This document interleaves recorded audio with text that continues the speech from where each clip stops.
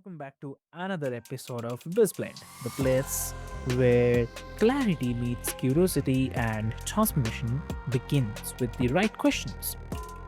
So, now let's be real, dear listeners, for a second. Have you ever been paralyzed by indecision? Or do you replay scenarios in your head, like second guessing every step?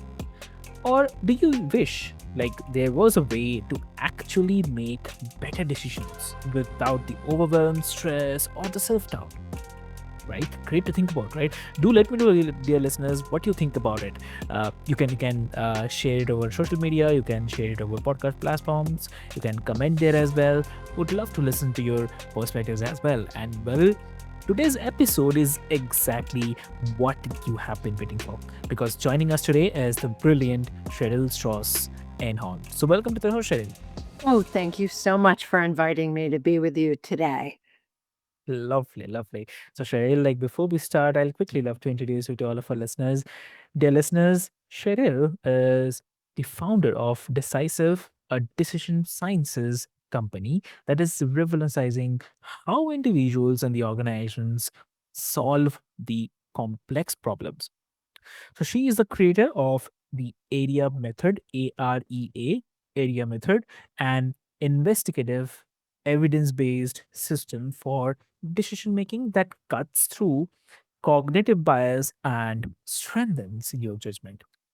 So she is an award-winning investigative journalist with bylines in the New York Times, Barron's Foreign Policy magazine, and Harvard Business Review. So she's taught at Columbia, Cornell, and now brings her wisdom straight to your ears. So whether you are uh, launching a startup, switching the careers, or maybe leading a team, or just trying to make the right next move in life, then this conversation is for you. So I'll not take much of your time, dear listeners. Let's quickly jump with one and only Cheryl. So welcome to the show, Cheryl. Thank you so much. Lovely, lovely. So Cheryl, we're talking about a great topic about the decision making, problem solving, strategic thinking. So I'll quickly come to you regarding the decision making. I mean, everyone makes decisions, but uh, there are few are taught how. So how do you think that decision making is so overlooked as a skill? Well, thank you for that excellent question. I think it's because people care about the outcome of the decision. They don't generally think about whatever that internal process is that's going on. And so I think that's why it's this field that has a lot that it can offer people so that they can feel like they know themselves better and so that they also can grow and change and be more dynamic as a decision maker. Exactly. So, I mean, what's the biggest myth that people have about decision making, especially in the high stakes situations? What do you say on this? Oh, that's a good question. I've thought a lot about this because I have something that I call my decision myths quiz. These are those sorts of thinkings that when we act upon them, they don't actually serve us well. So a couple of them are it's our decision alone. I think for a long time we've thought about this idea of, sort of the rugged individual who needs to struggle with these complex problems and come to their own decision. But the Right. truth is that there are always other stakeholders who are involved about in our decisions. And so when we realize that, we recognize that we're not alone and that we can really learn from these other people and solve our problems more holistically. I think another thing that gets in people's way is that they think I'm too busy. But Yeah. the truth is making decisions is how we get to the future. And our future is important. And so thinking that we're too busy may mean that we only solve part of the problem or that we solve the wrong problem. or that we have to revisit what it is because we've ended up with a bad outcome. So these are just two examples of very common decision making myths. And if your listeners want to engage more with sort of learning what are some of these most common problems related to decision making Mm. and see also where their superpower is, which one of these most common problems is not theirs, I would Yeah. suggest that they go to app.area method, AREA method.com, and they can actually take my decision myths quiz so they can learn about these common mistakes and have greater awareness so that they can Mm. navigate around them. True. Exactly. Lovely. I mean, that's such a powerful reframe. I mean, decision making isn't just about guessing right; it's all about thinking smart. So, uh, yeah, I mean, I can already feel the mindset shift starting. I mean, yeah. So, uh, about the area method, like as you have mentioned, uh, so what does it stand for? I mean, for people who are not aware of, so how does it also help people solve the complex problems with clarity and the confidence? Thank you for asking that. So, AREA is an acronym for the steps of my perspective taking process. I liked the idea of the word area because we always have an area of investigation, something that we're Mm, solving for. And we also think of the term area related to mapping mm, and the fact that our decisions always sit in a context and there's some kind of terrain. So, the mm, first A in area, it stands for absolute. It's from information up close on the target of your decision. Then the R is relative information, information that's related to that target. And then the E is actually for exploration and exploitation. And these mm, are the two parts of decision making that really involve a lot of creativity and that get beyond document based sources. So, exploration is interviewing people, mm, identifying good questions and the right people to ask them to so that you can understand how does the problem that you're solving exist actually on the ground. And then exploitation is where you investigate your own assumptions and judgments. And I think this is a piece that's been missing from decision making for mm, too long. How do we control for and counter the cognitive mm, biases that we all have, these mental shortcuts that help us move yeah, quickly, but that often prohibit mm, opening up our mind to new information and insight. And then the final A is for analysis, which is where we bring the pieces back together, think about failure, and make the decision. mm, So, if you, for instance, are thinking about a career change, absolute information from up close on the target might be the field that you're thinking about going into. Let's say it's public relations. What is public relations? What are the opportunities? And so on.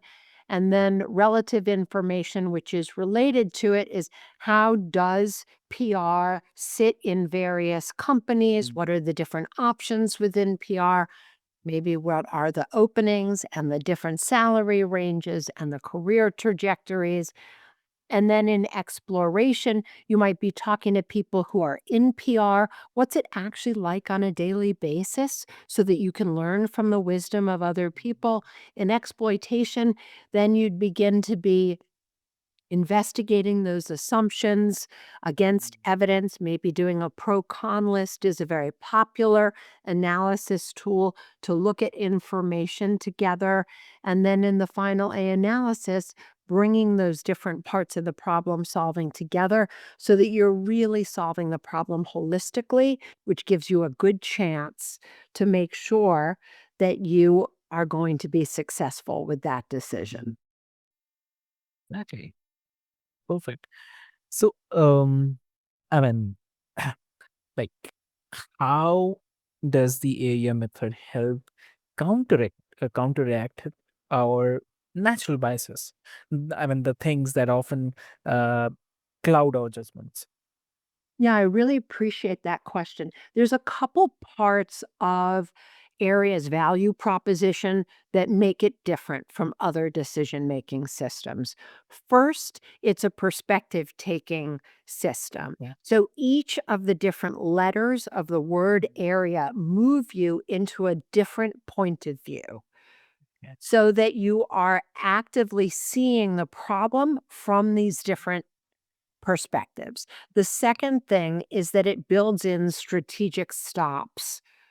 So, timing is a very important issue in decision making, and time is a very important and valuable commodity. But we don't often think about where should we be pausing in our decision making to chunk our learning and make our work for you. So, as you're going through each of these perspectives, you're actually getting a chance to see the different pieces individually and just sit in that perspective before putting it back together, which helps you to have an opportunity to individually look at and think about these pieces, breaking the problem down into smaller and different lenses.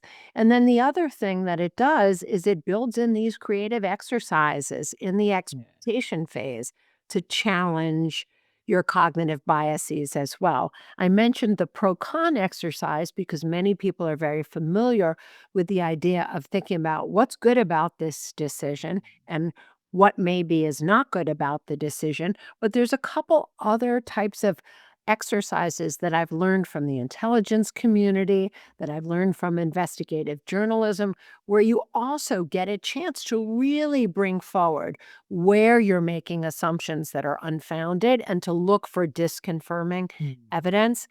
And then the other part of the value proposition, I would say, is that it's a feedback loop.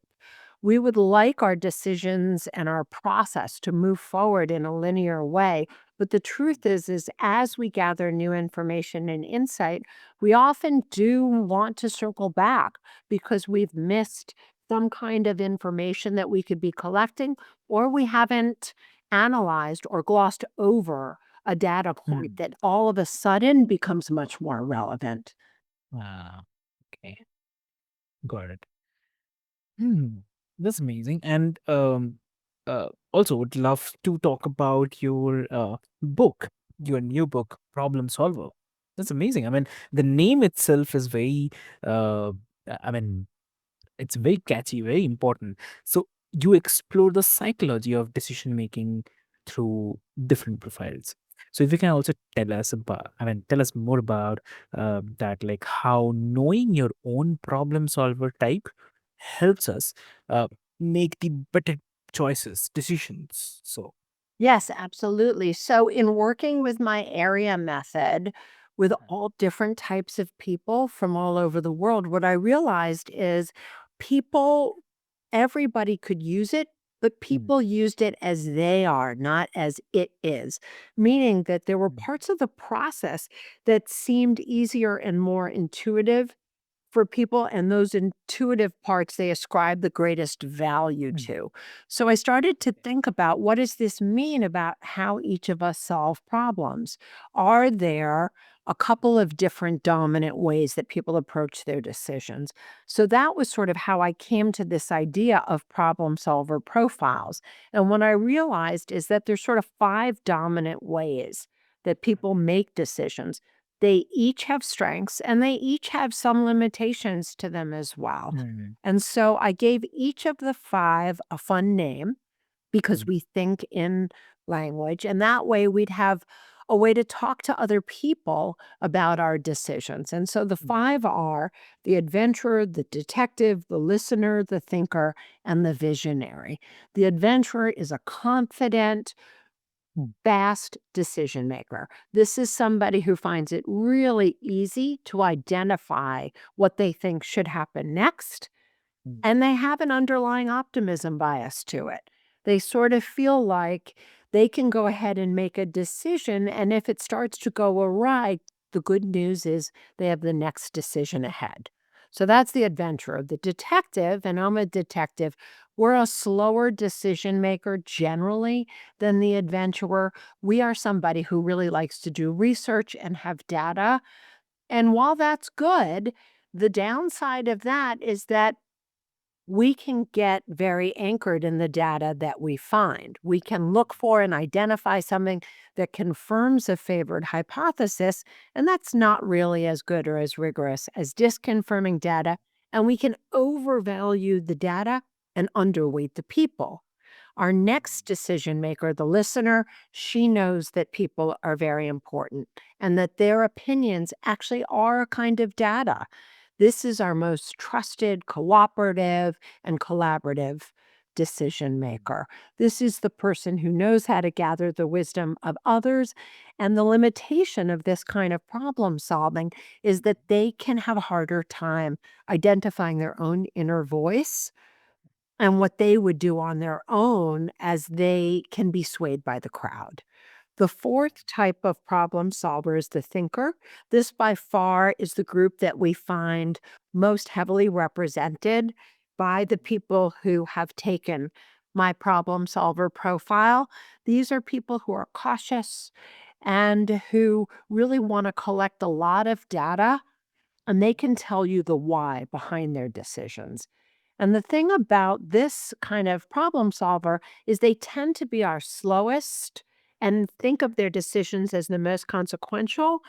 And they really have a loss aversion. They are much more worried about a decision failing than in solving for the best possible outcome or the best outcome possible. And then our final problem solver profile is our visionary. This is somebody who is original and creative, and they often can see things that the rest of us don't see because they have a big, expansive view of what has potential.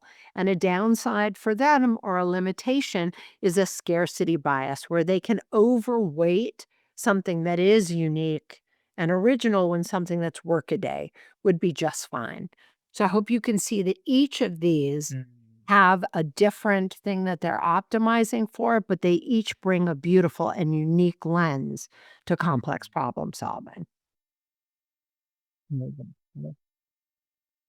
So, okay, and like once someone understands their problem, or maybe the problem solver profile, how can they apply that insight to collaborate better at It's a the wonderful question. The first thing is at that same URL that I gave earlier, the app.areamethod.com.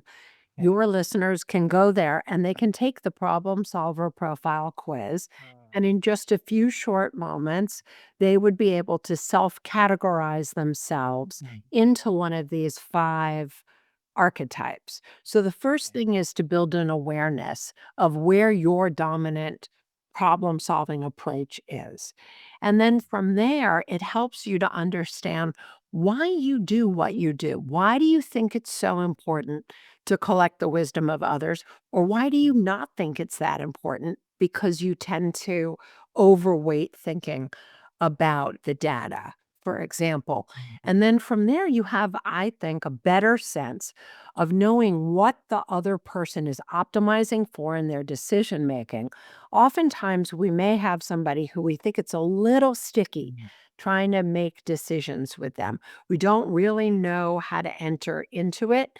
With the problem solver profile, it actually gives you a path to unblock how you can approach somebody, because now you know what kind of information to come to them with or how to frame that conversation. And it also gives you a sense of what the good creative tension is between you and the other decision makers with whom you are making a decision, so that you can use that tension to your advantage and actually bring more information together to make a better decision. Mm. That's amazing. Yeah. It's fascinating. Like it's like personality meets purpose, and suddenly we are not fighting our tendencies, but learning to optimize them. So that's amazing. Yeah. And making the better decisions in the everyday life. So what's the one decision making principle or kind of mindset you can say, like, that our listeners can start applying today to handle everyday choices with more of clarity and less of stress? Yeah, I think the first thing that you can do is really get clear on what I call your vision of success. When you are solving a problem, a lot of times people just hurtle into the problem without Mhm. thinking about what is it that actually would make for a good solution. So there's a very easy technique that I recommend that you can use, your listeners can use, whether it's a personal or a professional decision, where Mhm. you time travel in your mind, jump over the decision and imagine that you've made that decision successfully. What Mm. comes to mind? Once you have a clear picture of what that good outcome looks like, you know the very few components that you truly need to solve for, and you have a better chance of actually getting there because you haven't jumped into the problem. Now you're jumping towards the solution. Oh, okay. Hmm. And and for those in the middle of a big life or career decisions right now, what's your best piece of wisdom for them? The best piece of wisdom for people who are actually in the middle of their career right now, um, is to recognize that this is the main vehicle that gets you to the future, and you don't wanna sacrifice your decisions. It's really the only real agency that you have is your ability to choose, Mm. and keeping that in mind, I think, can help people feel like they have more control, more courage, and more opportunity to actually make the future that they want. Okay, amazing. Yeah. So that's it, dear listeners. I mean, you don't have to solve everything today, but you can decide with the purpose. So one smart choice at a time, for sure. So Cheryl, thank you so much. You have actually made something that usually feels heavy, like decision makings, feel empowering. So that's amazing. And also at the same time, you have shown us that confidence doesn't uh, come from having all the answers, but it comes from having the right approach to the queries or the questions. So that's amazing. And for all the listeners, whether you are navigating a crossroads or maybe building a business or just trying to get unstuck, just remember this, that decision making is a learnable skill. And with the right tools, you can trust yourself to choose wisely. And dear listeners, do check out Cheryl's books, Problem Solved, Problem Solver, and Investing in the Financial Research, and learn more about the transformative area method. And before we move, I'll quickly love to ask Cheryl, like, if someone wants to connect with you, how they can connect. Yes, I'd love that. I hope that you'll connect with me on LinkedIn, Cheryl Strauss Einhorn, and also at my website, which is Area Method, AREA method.com. I also have a podcast called the Problem Solve Podcast. So you can subscribe to that, and you'll hear there how people are making all sorts of decisions. The ethos is there's not a right way to make a decision, but there likely is a right way for you. Thank you so much for having me here today. Perfect, perfect. That's really, really lovely. So, dear listeners, with this hope, until next time, stay curious, stay grounded, and remember that the most powerful decision you can make is to decide to decide. That's lovely, right? So, dear listeners, this is your host, Avik, signing off from Healthy Man, Healthy Life. Here's to the better thinking, braver choices, and the brighter outcomes. So, thank you so much. Thank you.